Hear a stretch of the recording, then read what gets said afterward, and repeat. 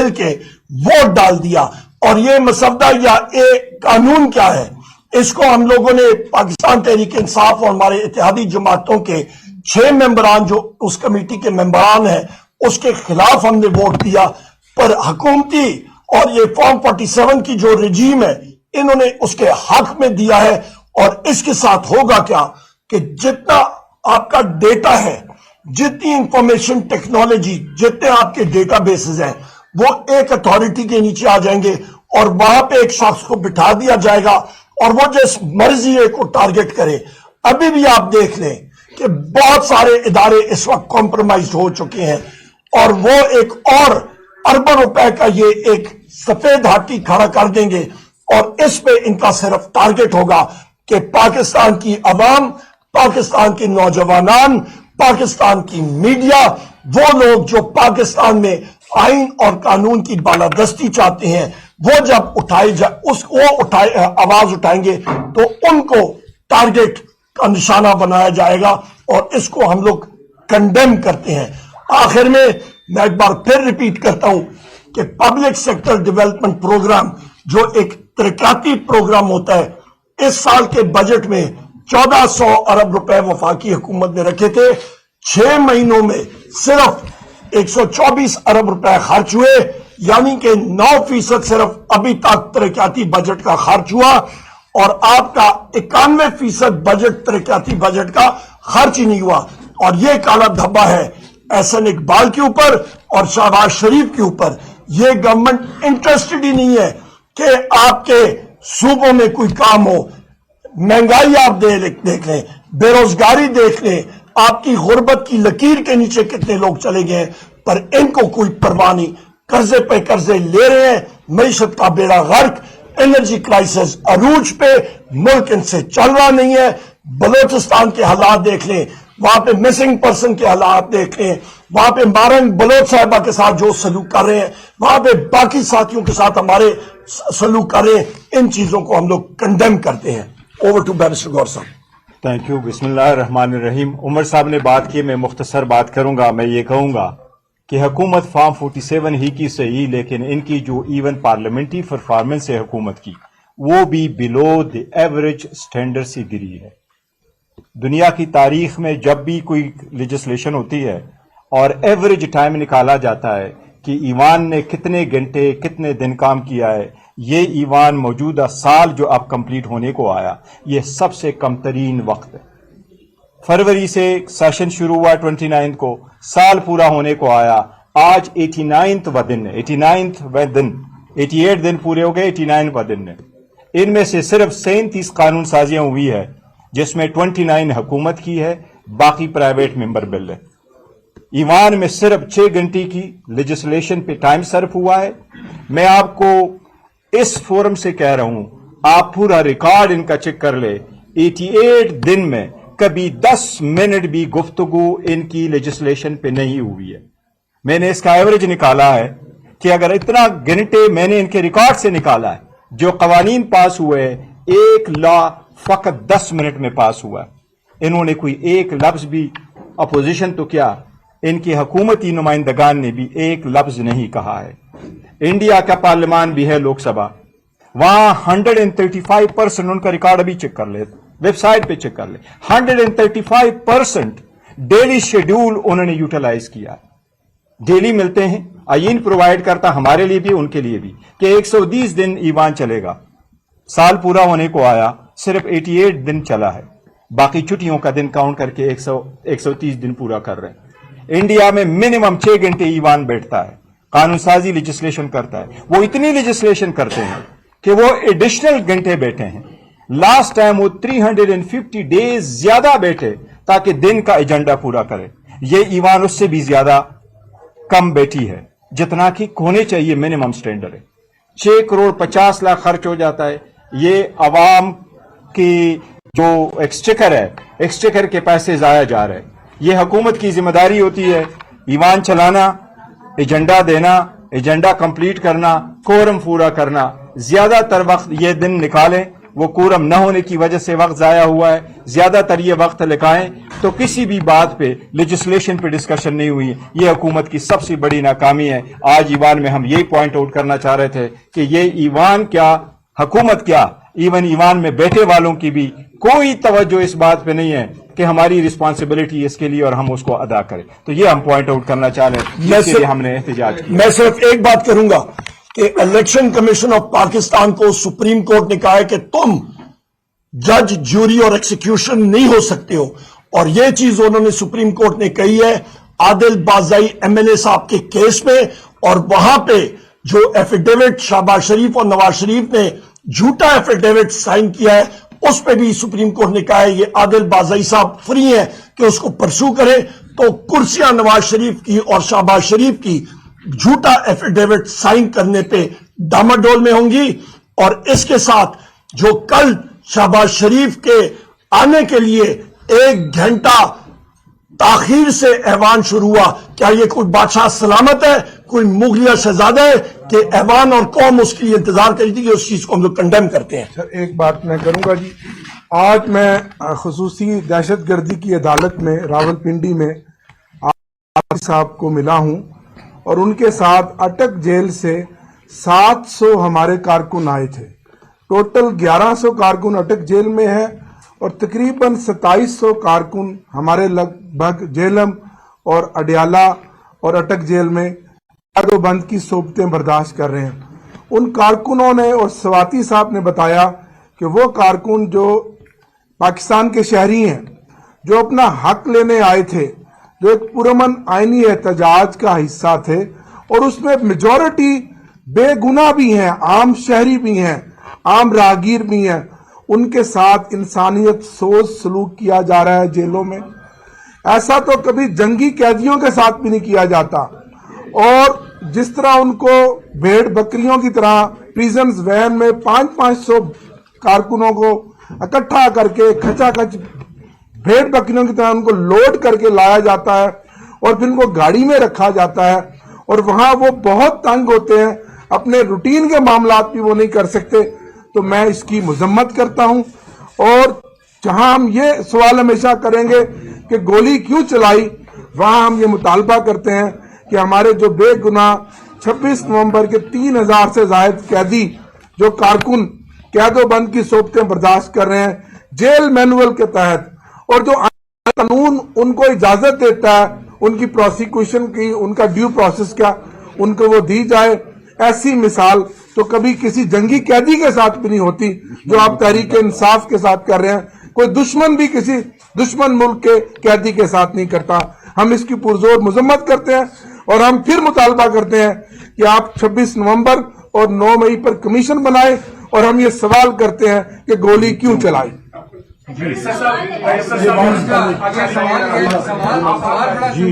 سوال سے پہلے بسم اللہ الرحمن الرحیم، اللہم صلی علی محمد وعلی آل محمد. میری بات عمران خان صاحب پہ ہوگی. میں چیلنج کرتا ہوں میاں شہباز شریف کو کہ جس سیل ڈاکیومنٹ کی بنیاد پہ ملک کے سابق وزیر اعظم کو ایک غیر قانونی، غیر اخلاقی، غیر آئینی سزا دی گئی ہے، اگر ہمت ہے جس طرح عمران خان صاحب نے پوری دنیا کے سامنے اس سازش کو بے نقاب کیا جب امریکہ نے کھلی مداخلت کر کے یہاں آج کی اس خود ساختہ فارم 47 کی حکومت اور ان کے ہینڈلرز کے تعاون سے امت مسلمہ کے لیڈر کی حکومت کو الٹایا. عمران خان نے پوری قوم کو آگاہ کیا، جو ان کی ذمہ داری تھی. آج شہباز شریف صاحب میں اگر ہمت ہے تو وہ سیل ڈاکیومنٹ اس ایوان میں لائیں اور کھول کے بتائیں کہ اس کے اندر کیا لکھا ہے.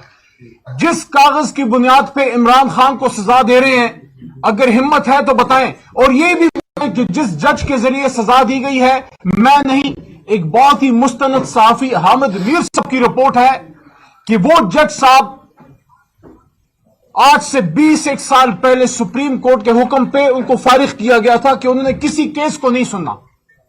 تو آج کے چیف جسٹس صاحب سے میرا سوال ہے کہ آپ کی نظروں کے سامنے انصاف کا قتل ہو رہا ہے، سابق وزیر اعظم جناب عمران خان صاحب کو اس جج کی عدالت سے سزا دی گئی ہے جس کو آج سے 20 سال پہلے اسی سپریم کورٹ میں، جس کے آپ چیف جسٹس ہیں، اس کے ایک چیف جسٹس نے ان کو یہ احکامات دیے تھے کہ کبھی بھی یہ جو جج صاحب ہیں، رانا صاحب ہیں، انہوں نے کسی بھی فیصلے میں کوئی جوڈیشل ڈیوٹی نہیں کرنی، وہ کسی معمولی سائیکل چور کا مقدمہ نہیں سن سکتے، جیب کترے کا مقدمہ نہیں سن سکتے۔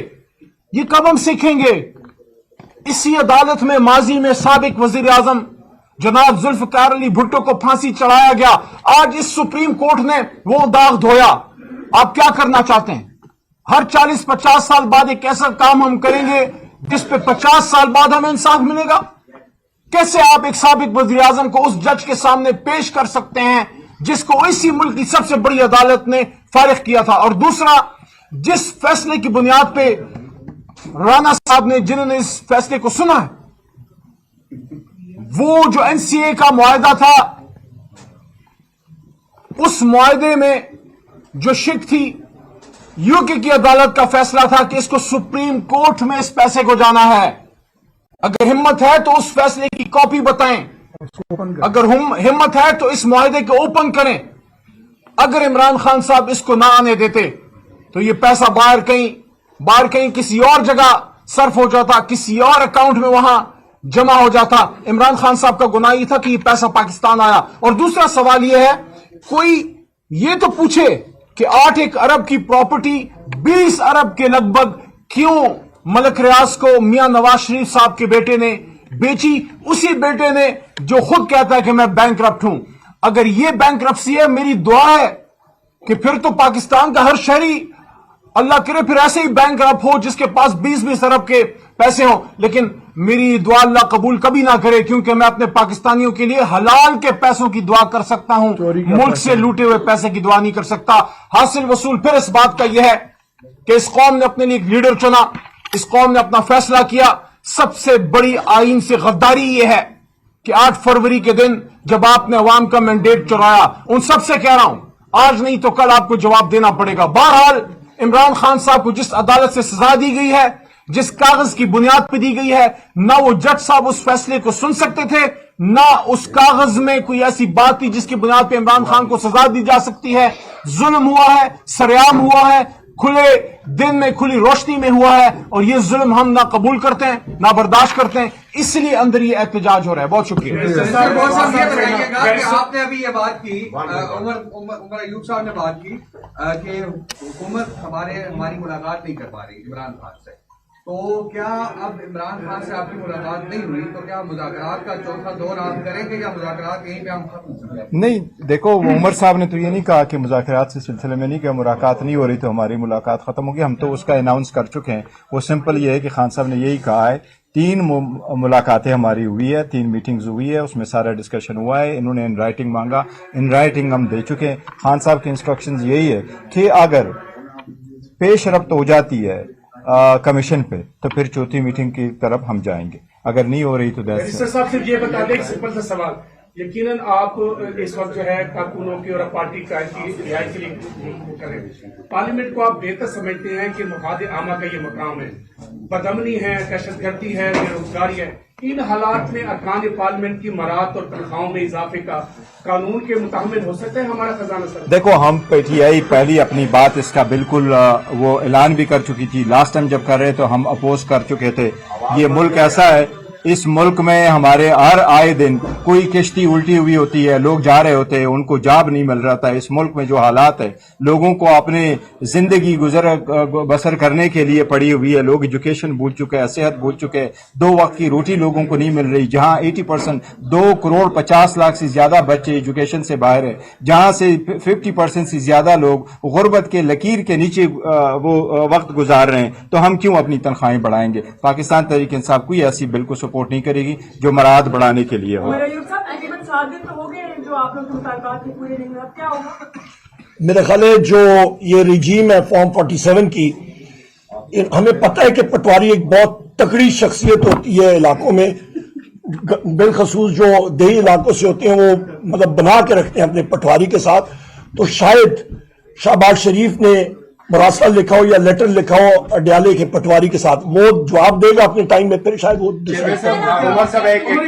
بڑا معصوم سا سوال ہے۔ 31 کی ڈیڈ لائن دی ہے، دوسری طرف عرفان صاحب کے بیانات سنیں، عرفان صدیقی صاحب کے بیانات سنیں تو وہ چاہتے ہیں سیز فائر رہے، مذاکرات کامیاب ہوں۔ خواجہ آصف بھی یہی کہہ رہے تھے، میں اس لیے بات نہیں کر رہا کہ مذاکرات کامیاب ہوں، پالیسی کیا ہے، کامیاب بھی چاہتے ہیں مذاکرات۔ ٹھیک ہے خان صاحب، بات آپ نے کی ہے نا، تو سیز فائر تو ہوا تھا، پر مسئلہ یہ ہے کہ دوسری طرف سے سنائپر فائر آ رہا ہے، گولی کیوں چلائی؟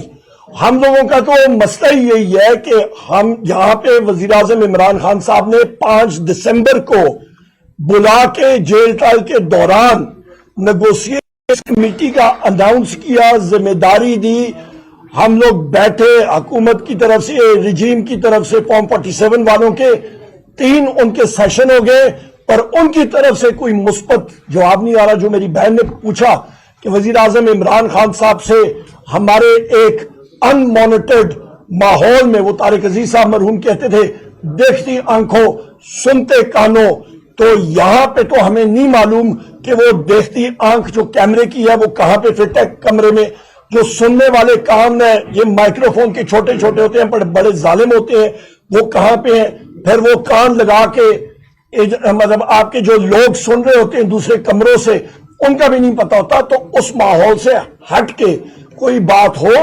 اور دوسری اہم بات کہ آپ کا کمیشن فارمیشن 9 مئی کا کمیشن، 26 نومبر کا کمیشن، بہت کلیئر ہے ہمارا سٹانس، کمیشن نہیں بنے گا مذاکرات نہیں ہوں گے۔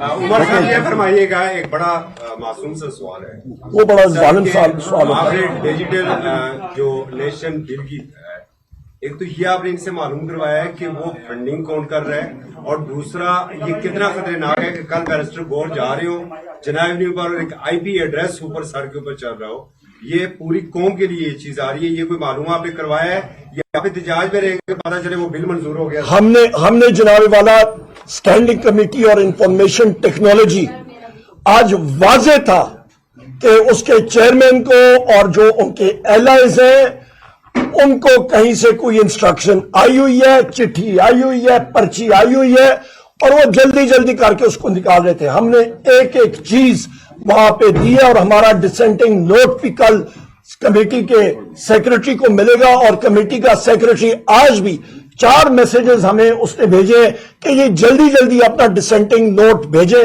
میرا خیال ہے شاید انہوں نے وہ بندہ بھی سلیکٹ کر لیا ہو جس کو انہوں نے وہاں پہ تعینات کرنا ہے، وہ پتہ نہیں کون ہوگا، بوٹا صاحب ہوں گے، زائد ہوگا، ابو بکر ہوگا، یہ ہمیں نہیں پتا، پر اس کا ہم نے واضح طور پہ کہا ہے جو آپ کے خدشات ہیں، میں پھر ریپیٹ کرتا ہوں، ڈیجیٹل نیشن پاکستان بل اور یہ جو ایکٹ بنے گا، یہ جتنے آپ کا ڈیجیٹل میڈیا، الیکٹرانک میڈیا، آپ کے انفارمیشن ٹیکنالوجی ایک چھت کے نیچے ہوگا، اس کا جو چیئرمین ہوگا وہ آپ کا امپاورڈ ہوگا، اور پھر جو ملک کے ساتھ ہولی کھیلی جائے گی وہ آپ پوچھیں کا گے۔ معاملہ رسمی ہوگا یا ایوان میں اٹھائیں گے؟ جو سیلریز بڑی ہیں اس پہ آپ کا بیان آیا ہے کہ ہم اس کو ایکسپٹ نہیں ہم تو بل ہم نے بجٹ کے دوران میں نے تحریک انصاف کی بہاف پہ بجٹ کے دوران اس کی مخالفت کی تھی، اور ہم اب بھی اس کی مخالفت کلیئر ہے وہ ہم نے اس کی مخالفت کی، ہم نے تو مخالفت کی ہے نا، تو آپ کو دے دیں گے مخالفت کی ہے۔ آپ نے بات کی رابرٹ ڈوگر صاحب نے کہ ہمارے قیدیوں کے ساتھ غیر انسانی سلوک کیا جاتا ہے، ایک انسانی حقوق کی کمیٹی بنی جس کی چیئرمین صاحبزادہ حامد رضا انہوں نے بلایا ہوا ہے، انہوں نے کہا تھا کہ ہم جیلوں کا دورہ کریں گے، بالکل کریں گے، انہوں نے رکھا ہے، وہ حامد صاحب سے میں پوچھوں گا، انہوں نے کرنا ہے انشاءاللہ، انہوں نے رکھا ہوا ہے، لیٹر لکھا گیا، لیٹر لکھا جائے کہ وہ جائیں گے، لکھ کے بھیجا ہوا ہے کہ وہ جائیں گے۔